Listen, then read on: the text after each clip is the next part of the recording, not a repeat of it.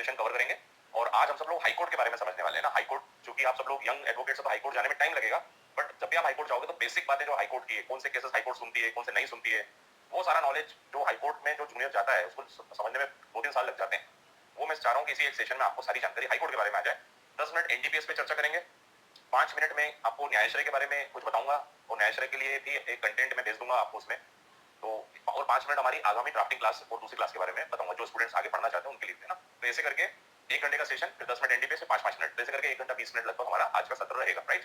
तो अब हम लोग स्टार्ट कर लेते हैं। जितने भी लाइव विद्यार्थी हैं, आप सभी को वॉइस क्लियर आ रही है, बोर्ड का पिक्चर क्लियर है, तो आप लोग बताइए। और कल बहुत सारे जितने भी बाहर के जो ऑनलाइन स्टूडेंट्स हैं उन सब लोगों को कहना था हमारे सर्टिफिकेट कम मिलेंगे, तो कल मंडे को आई होप कि पॉजिटिवली कल मंडे को आप सबको यहाँ से हम भेज देंगे। वो अच्छी क्वालिटी में रहेंगे, आप सीधे वहां से प्रिंट आउट निकाल सकते हैं और जितना पैसा कोरियर में लगेगा, समय लगेगा, वो बहुत आसान बच जाता है। तो इसीलिए आपको हम हाई क्वालिटी में फाइल भेजेंगे, उस फाइल को आप वहां पे निकलवा सकते हैं, तो आप लोगों के पास व्हाट्सएप पे आ जाएगा, राइट। और कल तक नहीं आया, अगर मंडे तक नहीं आया तो एक दिन वेट कीजिएगा, ट्यूसडे तक आ जाएगा। तो मंडे या ट्यूसडे 2 दिनों में सारे सर्टिफिकेट्स डिस्पैच हो जाएंगे, ठीक है। अब हम लोग हमारा 30वां सत्र स्टार्ट करते हैं।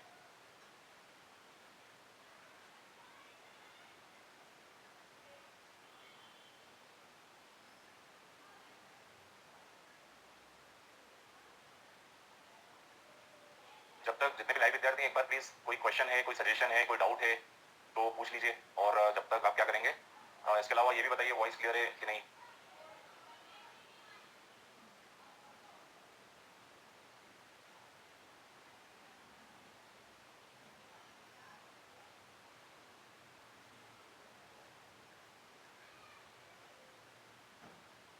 यस, पवन तिवारी जी क्लियर है, Shri Krishna Yadav, Baby Bharati voice clear, Raja Chiranjeevi, Gajesh Betav, Geeta Joshi clear है।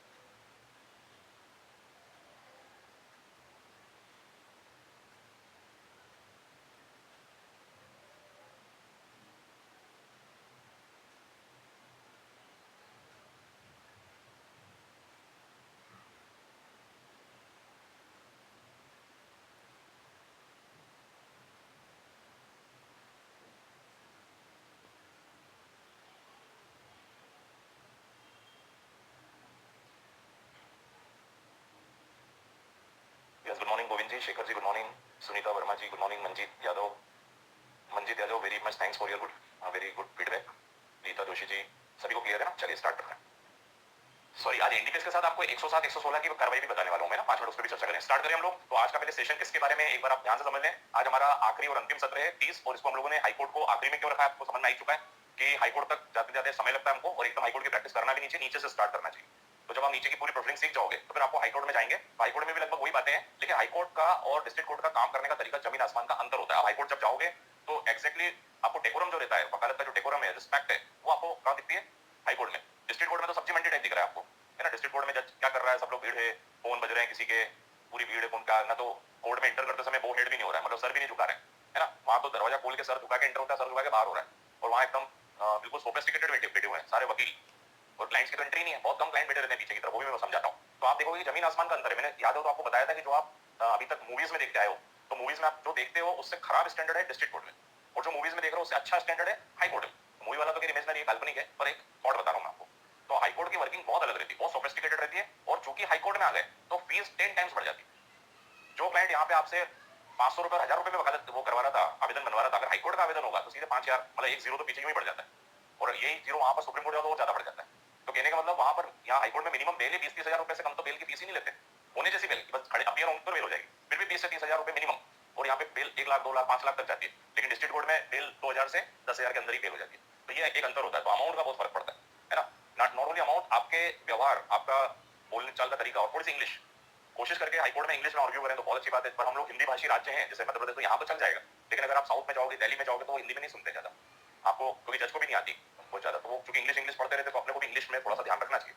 तो कोशिश करेंगे, ऐसी कोई बड़ी बात नहीं है, इंग्लिश जिनको नहीं आती है उनके लिए भी कोई बड़ी बात नहीं है, बहुत आसानी से हो जाता है आर्ग्यू। जो भी आप आर्ग्यू करने वाले हो उसको अपनी भाषा में टूटी फूटी भी चल जाती है, बस कम से कम उसकी रिहर्सल थोड़ी ज्यादा करनी पड़ेगी आपको, है ना। मिरर के सामने रिहर्सल कर लीजिए कि जज ने ये पूछा तो मेरे पास क्या उत्तर होना चाहिए।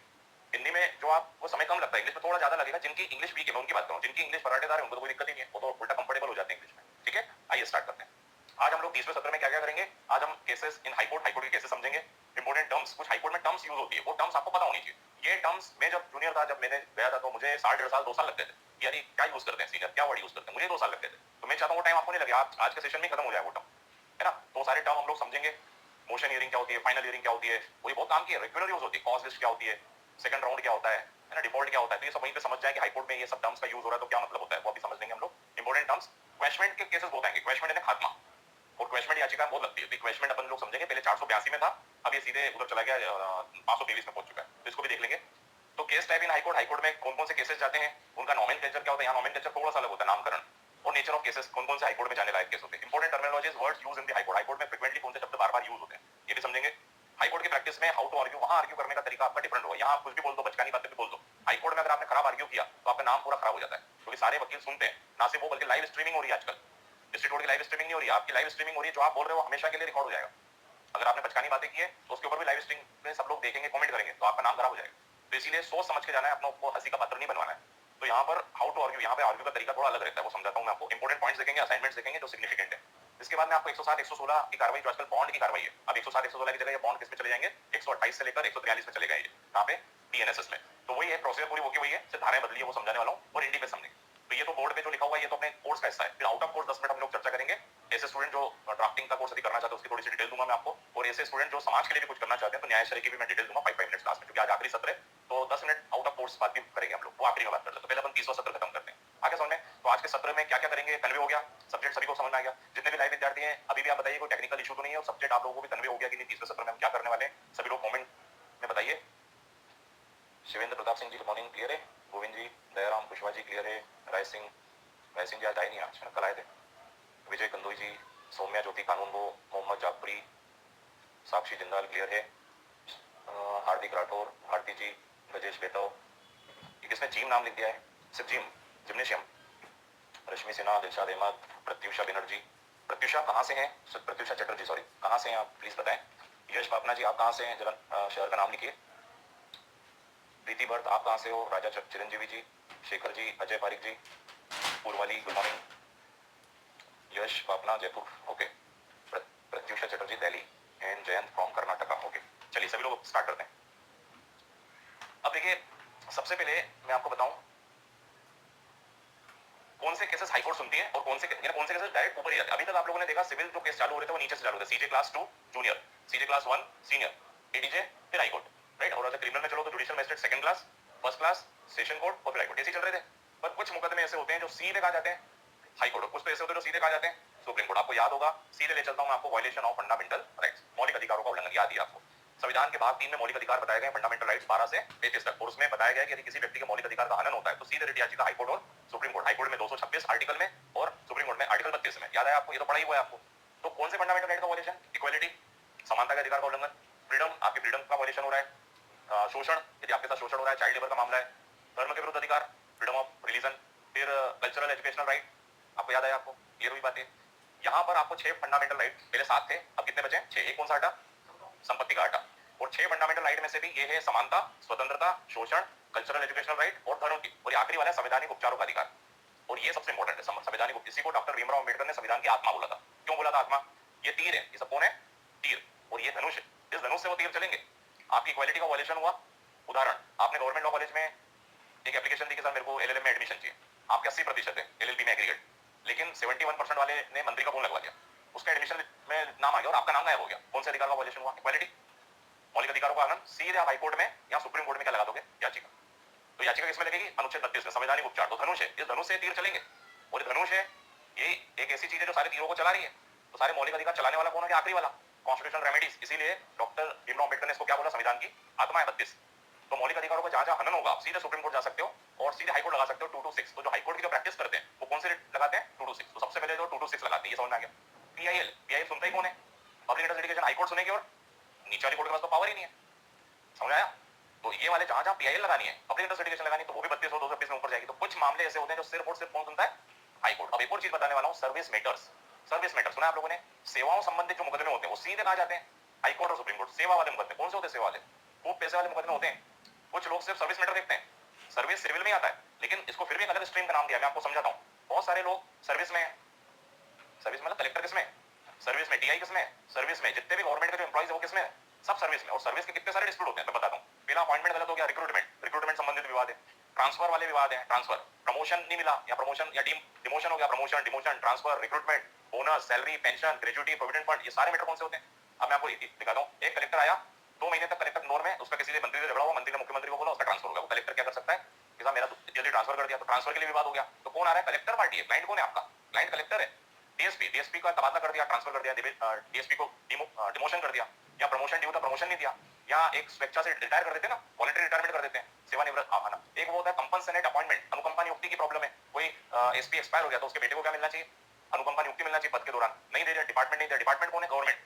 तो गवर्नमेंट के एम्प्लॉइज आपके क्लाइंट होते हैं ना, आपके क्लाइंट कौन होते हैं? कलेक्टर, एसपी, डीएसपी, ये लोग आपके क्लाइंट होते हैं। और आप सोचिए कि पैसा कितना देंगे ये लोग पिटीशन पे, कितना पैसा देंगे? इनका पैसों की कमी है, ये पैसा देंगे, पर बशर्ते कि आपका सर्विस मैटर पे क्या है? होल्ड होना चाहिए। आपका एक बार नाम चले गया तो सारे कलेक्टर जिन जिनकी प्रॉब्लम्स होगी वो आप ही से बात करें। और ये मैटर कहाँ जाएंगे? पहले ट्राइब्यूनल हुआ करता था, एडमिनिस्ट्रेटिव ट्राइब्यूनल, अब ट्राइब्यूनल नहीं है, सारे मैटर कहाँ जा रहे हैं? हाईकोर्ट में जा रहे हैं। कुछ राज्यों में, जो अलग अलग राज्यों से जो स्टूडेंट है, उन राज्यों में शायद ट्राइब्यूनल भी है, तो जो लोग ट्राइब्यूनल है वहाँ पे ट्राइब्यूनल में प्रैक्टिस कर सकते हैं सर्विस की। जैसे हमारे मध्य प्रदेश में ट्राइब्यूनल खत्म हो गया, हमारे सारे मैटर हाईकोर्ट जा रहे हैं। तो ऐसे कई राज्यों में ट्राइब्यूनल है, तो आप लोग हाईकोर्ट में जाकर ट्राइब्यूनल भी जा सकते हैं। तो ट्राइब्यूनल सर्विस मैटर सुनता है, इसका नाम है एडमिनिस्ट्रेटिव ट्राइब्यूनल। तो ये वाले मामले नीचे वाली कोर्ट सुनती नहीं है। तो आपको समझ में आया कि कौन कौन से मुकदमे हाईकोर्ट और सुप्रीम कोर्ट डायरेक्ट सुनता है? एक तो सर्विस मैटर, एक तो violation of the fundamental right और रेट। कौन सी रेट? 5 रेट। कौन सी रेट थी? 5 रेट एक बार थोड़ा सा याद दिला देता हूँ। एक थी हैबियस कॉर्पस, हर आदमी को पर्सनल लिबर्टी का राइट है, right to life and personal liberty, जीवन जीने का भी अधिकार है, और जीवन जीने वाले में तो पीआईएल फाइल हो जाएगी। एमसी मेहता का नाम याद है ना आपको? एमसी मेहता, जिनको पर्यावरण लॉयर बोलते हैं। इन्होंने क्या किया था? एमसी मेहता ने पर्यावरण के लिए बहुत सारी याचिकाएं लगाई थी, उनका नाम ही एनवायरमेंट लॉयर रखा। इन्होंने गंगा नदी के पास में कानपुर में ना कई लोगों ने लेदर फैक्ट्री, तो लेदर का जो जूते चप्पल बनाने के लेदर, वो लेदर क्या करते थे? गंगा नदी में डाल रहे थे। तो इन्होंने ऑब्जेक्शन लिया कि साहब तो गंगा नदी पॉल्यूट हो रही है। गवर्नमेंट का कहना था साहब कि ऐसे तो हमारा रेवेन्यू नुकसान होगा, वहां से कैसे हटाएं लेदर इंडस्ट्री? तो कोर्ट ने फटकार लगाई कि रेवेन्यू के चक्कर में क्या नदियों खराब करोगे? सारी कानपुर से सारी क्या करी भाई, वहां से लेदर फैक्ट्री हटवाई। फिर एमसी मेहता ने केस लगाया था बाल श्रम के ऊपर। बाल श्रम के ऊपर क्या लगाया? MC Mehta versus union of India की जितने भी फैक्ट्रीज हैं उसमें आज भी बच्चे काम कर रहे हैं। फैक्ट्री इंस्पेक्टर को बाहर ही 5-10 हजार रुपए दे दो तो अंदर विजिट भी नहीं करता है। बच्चों के साथ बाल श्रम हो रहा है। शिवाकाशी, जो आंध्र प्रदेश में पटाखे के जो उद्योग है, वहां पे क्रेकर, फायरवर्क्स, वहां पे बच्चे काम कर रहे हैं। सुप्रीम कोर्ट ने डायरेक्शन दिया। क्या डायरेक्शन दिया? 1996 में जितनी भी फैक्ट्री है बाहर एक तख्ती लगाई जाएगी कि बाल श्रमिक हमारे यहाँ पर प्रतिबंधित है, और फैक्ट्री इंस्पेक्टर रेगुलर चेक करेगा। ये सब आप देख रहे हो, फैक्ट्री के बाहर क्या लिखा रहता है? बाल श्रमिक प्रतिबंध, को जरूरी है लिखना। ये सब पीआईएल से हुआ। तो पीआईएल वो चीज होती है जो पूरे देश को झकझोर देती है, और ये सब आप डायरेक्ट कहां जा सकते हो? पीआईएल, हर वकील को पीआईएल लगानी चाहिए, है ना? पीआईएल पर काम क्यों नहीं चाहिए? फेमस होने के लिए कुछ ना कुछ काम क्यों ना चाहिए? Gaurav Jain versus union of India, PIL लगी थी। तो ये पीआईएल, अब मैंने आपको 5 रेट बता रहा था। पहली रेट है habeas corpus, right to life and personal liberty. Life वाली पीआईएल हो गई, और पर्सनल लिबर्टी का मतलब देहिक स्वतंत्रता। हम अपने देह को इधर उधर कहीं भी बॉडी को ले जा सकते हैं। कोई हमारी बॉडी को रोक सकता है क्या? क्या हमको चारों दिशाओं में जाने से रोक सकता है क्या? आपको याद है मेनका गांधी विदेश जा रही थी, इंदिरा गांधी के कहने पे पासपोर्ट अधिकारी ने उसको जाने से रोक दिया। मेनका गांधी के केस में आया था राइट टू गो अब्रॉड, विदेश जाने का अधिकार है। तो कोई आदमी, कोई पुलिस आपको एसटीएफ या कोई भी व्यक्ति किसी को गिरफ्तार करता है तो उसके खिलाफ आप हेबियस कॉर्पस लगा सकते हो, बंदी प्रत्यक्षीकरण, जिसमें कोर्ट ऑर्डर करती है कि सशरीर प्रस्तुत किया जाए। तो हेबियस कॉर्पस सीधे कहां लगती है? हाई कोर्ट और सुप्रीम कोर्ट में। दूसरा मेंडामस, सुना है मेंडामस? परमादेश, परम आदेश। कोई पब्लिक अथॉरिटी काम नहीं कर रहा है तो कोर्ट ऑर्डर करेगी, काम क्यों नहीं कर रहे हो, तुम्हारा ड्यूटी क्यों नहीं कर रहे हो? जैसे उदाहरण, सपोज अपन लोग ट्रेड यूनियन वाले, अपन लोग श्रमिक संगठन है, सब सपोज आपने मुझे अपना क्या बना लिया, नेता बना लिया। अब हम लोग फैक्ट्री में काम करते हैं और हमने एक संगठन बनाया, ट्रेड यूनियन। अब मैं उसको रजिस्ट्रेशन कराने के लिए रजिस्ट्रार ऑफिस पे जाता हूँ। रजिस्ट्रार ऑफिस मेरे एप्लीकेशन पे कुछ काम ही नहीं कर रहा है। या मान लो ट्रेडमार्क का हम लोगों ने कोई एक एप्लीकेशन दिया कि सर इसको ट्रेडमार्क रजिस्ट्रार कोई काम ही नहीं कर रहा है, आपकी एप्लीकेशन पेंडिंग पड़ी है। तो आप कोर्ट में चले जाओ कि सब इतने दिनों से हमारी एप्लीकेशन है वो ये कर ही नहीं रहे, हो सकता है प्रेशर हो या पैसे मांग रहे हो। तो मेंडामस से सीधे कोर्ट बोलेगी पब्लिक ड्यूटी का काम क्यों नहीं कर रहे हो? परम आदेश। मेंडामस पब्लिक अथॉरिटी को काम करने के लिए आदेश करने। ये बंदी प्रत्यक्षीकरण, किसी व्यक्ति को इलीगल डिटेंशन किया हुआ है तो उसको प्रोड्यूस करने का राइट। आगे समझ में? तो तीसरा, अच्छा ये हेबियस कॉर्पस पब्लिक के खिलाफ भी लागू होता है, प्राइवेट के खिलाफ भी। ये इकलौती याचिका जो दोनों के खिलाफ लागू होती है। जैसे किसी एक लड़का किसी लड़की से प्रेम करता है, वो लड़की मेजर है, उसके घर वालों ने उसको दरवाजे में बंद कर रखा है, तो प्रेमी भी केस लगा सकता है हेबियस कॉर्पस के सर उस लड़की को बाहर नहीं आने दिया जा रहा है। तो कोर्ट प्रोड्यूस करेगी, वो आदेश देगी उसको कि प्रोड्यूस करो लड़की को। लड़की से पूछेंगे तो वो बोलती है हाँ साहब मुझे बंद करके रखा है। तो उससे पूछेंगे तुम किसके साथ रहना चाहती हो? बोले मैं उसके साथ। तो प्रेमी के साथ दे देते हैं, वही हाईकोर्ट से। समझ आ रहा है? ये भी आपको याद होना चाहिए, ऐसे भी केस होते हैं, प्राइवेट के खिलाफ लागू होता है हेबियस कॉर्पस, मेंडामस। फिर आता है प्रोहिबिशन। प्रोहिबिशन का मतलब है प्रतिच्छेद, कुछ करने से रोकना। जैसे पॉलिथीन, आपको याद है बहुत माइक्रोन की पॉलिथीन दिख रही थी, वो पॉलिथीन जीव जंतु खा रहे थे, गाय वाय, तो उनको क्या हो रही थी? दिक्कत हो रही थी, तो पॉलिथीन पे बैन लग गया, वो है आपने देखा होगा। तो प्रोहिबिशन का मतलब कि कोई ऐसा काम ना करे जिससे कुछ पॉल्यूशन हो रहा है या कुछ गलत हो रहा है, किसी के फंडामेंटल राइट का वॉल्यूशन हो रहा है। तो प्रोहिबिशन याचिका किसी चीज को रोकने के लिए होती है। सर्शोरी ने उत्प्रेषण याचिका, ये अधीनस्थ न्यायालय अगर कोई उटपटांग ऑर्डर करती है तो आप ऊपर वाली कोर्ट में जाते हो सर इस कोर्ट को पावर ही नहीं था और ये काम। कल मैंने जुरिडिक्शन की बात बताई थी ना, जुरिडिक्शन नहीं था कर लिया, जुरिडिक्शन था लेकिन नहीं किया, या जुरिडिक्शन का अनियमन प्रयोग किया। इन सब चीजों में सर्शोरी याचिका भी लगती है। और आखिरी याचिका कौन सी बच गई? क्यों वारंटो है अधिकार प्रक्षा। आपका क्या राइट है? अधिकार प्रक्षा भाई भतीजावाद के खिलाफ याचिका होती है। क्या होती है अधिकार प्रक्षा? जो आदमी पब्लिक पोस्ट पे डिस्क्वालीफाइड आदमी बैठ गया, यानी उसको क्वालिफिकेशन ही नहीं है और वो पब्लिक पोस्ट होल्ड कर रहा है, तो उससे पूछते हैं व्हाट इज योर राइट। इसका मतलब होता है अधिकार प्रक्षा में हाईकोर्ट पूछ रही है आप इस पद पे कैसे बैठो, आपका क्या राइट है। जैसे उदाहरण, सपोज मैं मंत्री बन गया, ओके, अब कोई मेरे मंत्रालय में कहीं पे पोस्ट खाली है तो मैंने अपने साले को अपॉइंट कर दिया, है ना, जीजा जी मंत्री हैं तो सालों को अपॉइंट कर दिया, वाइफ ने बोल दिया मेरे भाई को लगाओ नौकरी पे। अब जिस पोस्ट पे लगाया था उसके लिए रिक्वेस्ट क्वालिफिकेशन एमबीए थी और साला 8वीं में 8 बार फेल है, उसको भी लगा दिया। तो लोग लगा सकते हैं केस के साथ, इसके पास क्वालिफिकेशन ही नहीं। आज अगर ये नहीं होती रिट क्यों वारंट हो तो कोई भी आदमी किसी को भी पोस्ट पे बिठा देता, भाई भतीजा चलने लग जाता। तो कोई आदमी अयोग्य आदमी किसी पोस्ट पे बैठ जाता है तो उसके लिए कौन सी पिटीशन लगती है, क्यों वारंट हो। तो ये 5 केस जो है रिट वाले, ये भी सीधे कहा जाते हैं हाई कोर्ट। ये नीचे वाली सुनी नहीं सकती, नीचे वाली कोर्ट सुनी नहीं सकती। आगे सामने अब एक और खास बात बताता हूँ जो 29 सत्र में आप लोगों ने कभी क्या पता नोट करी कि नहीं नोट करी। लॉज 2 प्रकार के हैं, एक है सुप्रीम और बाकी सब है सबऑर्डिनेट। सुप्रीम कौन है, संविधान, और बाकी सब कौन है। तो अब इस कानून का जरा परिवार याद करिए। कानून का जो परिवार है ज्वाइंट फैमिली है, कौन सी फैमिली है, संयुक्त परिवार। और इसका बड़ा मुखिया कौन है, संविधान, यानी परदादा कौन हो गया, संविधान परदादा है। तो परदादा ने नियम बना दिया कि रात को 10 बजे तक सब लोग घर में आ जाओ। बच्चे कौन, सबसे बड़ा बेटा बीएनएसएस हो गया, पहले आईपीसी था, अब बीएनएसएस बड़ा बेटा है, बीएसए बेटी है, साक्षर अधिनियम है ना, और बीएनएस ये मझला बेटा है। तो ये बड़े बड़े बेटे बेटियों को बोल रखा है, इंस्ट्रक्शन दे रखा है कि भाई रात को 11 बजे तक 10 बजे तक घर में आ जाना चाहिए, तो गेट लगा देंगे हम। तो सबको आना ही है, भले कितनी बार मटर गश्ती करो, आना है। और पोते पोती कौन है, कॉन्ट्रैक्ट, नेगोशिएबल, आरटीआई, ये पोते पोती और पर पोते तो और छोटे छोटे स्पेसिफिक और छोटे छोटे से ये सब इसके बच्चे हैं, किसके, कॉन्स्टिट्यूशन के। कॉन्स्टिट्यूशन हो गया परदादा, बच्चे बड़े बेटे बेटियां हो गई है ना, आईपीसी सीआरपीसी एविडेंस सब बेटे बेटियां हो गई। उससे छोटे हो गए होते होते और छोटे, कॉन्ट्रैक्ट, नेगोशिएबल, टीपी और छोटे छोटे माइनर एक्ट है ना, तो थोड़े थोड़े अधिनियम के, वो तो बिल्कुल चड्डी में घूमने वाले बच्चे हैं वो तो है ना, छोटे छोटे। समझ में आ गया आपको, ये फैमिली है। अब देखिए समझिएगा, अब कॉन्स्टिट्यूशन आर्टिकल है, उसके पास क्या है, आर्टिकल, इन सबके पास क्या है, सेक्शंस है। वो है सुप्रीम, ये है सब सबऑर्डिनेट। तो लोग आर्टिकल और सेक्शन का झगड़ा होगा, कौन जीतेगा हमेशा, आर्टिकल। संविधान के विपरीत कोई जा ही नहीं सकता। जुडिशियल रिव्यू का पावर है, जुडिशियल रिव्यू मतलब हाईकोर्ट सुप्रीम कोर्ट उस कसौटी पे हर कानून को देखेगा कि क्या वो परदादा के आदेशों को पालन कर रहे हैं, नहीं करेंगे तो कौन सा धारा वायलेट हो जाएगी, उस धारा को नल एंड वॉइड डिक्लेयर कर दिया जाएगा। आर्टिकल और सेक्शन का झगड़ा होगा तो सेक्शन नल एंड वॉइड हो जाएगा, भले वो किसी का भी हो, बीएनएस का हो, बीएसआई का हो, किसी का भी। समझ आ रहा है यहाँ पर। अब मैं आपको उदाहरण देता हूँ, जैसे बीएनएस ने बोल दिया, सॉरी कॉन्स्टिट्यूशन ने बोल दिया कि घर में रात को 10 बजे तक सब आ जाएं, गेट पे ताला लग जाएगा भैया। अब एक दिन बीएनएस बाहर ही घूम रहा है ना, तो 10 के बाद ताले लग गए। अब झगड़ा हो गया कॉन्स्टिट्यूशन और इसका, परदादा के आदेश का वायलेशन करा है, तो नुकसान किसका होगा, बीएनएस का होगा। फिर भले वो बड़ा कानून है, कॉन्स्टिट्यूशन में 395 अनुच्छेद है, इसमें 531 है, उससे कोई मतलब नहीं, तुम बड़े हो छोटे हो कोई मतलब नहीं, परदादा तो है ना, पोजीशन उसकी बड़ी है। तो अगर वो लेट करेगा तो सुप्रीम कोर्ट को पावर है कि वो लात मार के उस धारा को क्या कर देगा, बाहर कर देगा। तो थीम समझ में आ रही है आपको।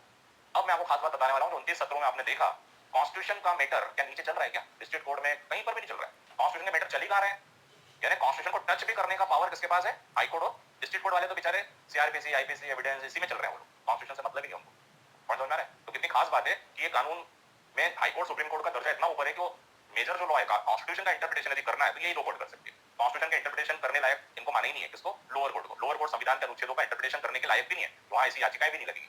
ये याचिका लगेगी कहां पर, ऊपर वाली कोर्ट में। आगे सामने तो एक तो ये आपको समझना चाहिए कि, और इसको मैंने आपको एक परिवार के हिसाब से समझाया, तो इसकी पोजीशन कौन होगी, सुप्रीम लॉ की पोजीशन कौन होगी, परदादा की पोजीशन पे आ गए। तो आज हम उस परदादा को समझ रहे हैं, है ना, ये नीचे वाले तो हो गए सब, क्लियर हुई बात है।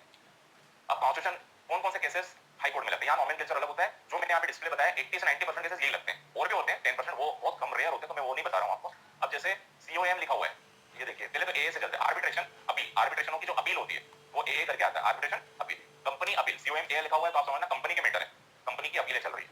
सीओएनटी कंटेम्प्ट चल रहा है, अगर सीओएनटी लिखा हुआ है तो समझना कंटेम्प्ट प्रोसीडिंग चल रही है। कल एक वकील साहब मेरे मित्र हैं, उनके खिलाफ कंटेम्प्ट की प्रोसीडिंग चालू कर दी। उन्होंने क्या करा, एक जस्टिस है विजय कुमार शुक्ला जी अपने यहाँ पर, उन्होंने बोला साहब ये हमारा सुनते नहीं है ढंग से, तो हमारा केस इनके से ट्रांसफर किया जाए। तो बिना किसी बेसलेस आवेदन, मतलब इस टाइप से आप लगाओगे कि जब साहब हमारी सुनते नहीं है, तो एक प्रकार के न्यायालय की कंटेम्प्ट, व्यक्ति की कंटेम्प्ट मानते हैं। किसकी कंटेम्प्ट मानते हैं, जब आप हाईकोर्ट में एंटर होते हो तो बोथ ही हेड, आप जब आप देखना सारे वकील बोथ ही हेड, और जब जाते हैं तो भी बोथ ही हेड करते हैं, क्योंकि अंदर को ऐसी रूम है बढ़िया, कांच का दरवाजा है आने जाने का, तो जो भी आता जाता है जज साहब को पूरा दिख रहा है वहां से, तो आप उस सीट की क्या कर रहे हो, रिस्पेक्ट करते हो, यानी आप न्याय के प्रति समर्पित हो। व्यक्ति की रिस्पेक्ट की बात नहीं होती है, न्याय की बात होती है उस पोस्ट पे बैठा, और वो व्यक्ति का भी दायित्व है कि वो अपने आप को व्यक्ति ना मान के उस सीट का गरिमा का ध्यान रखे कि मैं किस जगह पर बैठा हूँ, ठीक है। तो हाँ, वो वकील साहब ने लगाया कि साहब ये जज साहब मेरे यहाँ सुनते नहीं, तो हमारा केस ट्रांसफर किया, तो कोर्ट ने कंटेम्प्ट प्रोसीडिंग चालू कर दी कल ऑर्डर।